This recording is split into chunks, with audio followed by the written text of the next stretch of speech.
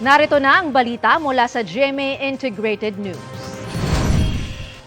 3,812 ang pumasa sa 2023 bar examinations.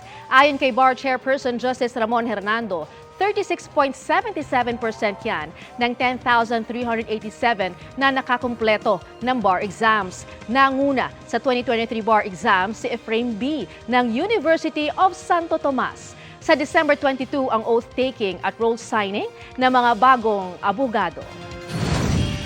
Para sa mas malaking misyon at mas malawak na paglilingkod sa bayan, ako po si Lala Roque ng GMA Integrated News, ang News Authority ng Pilipino.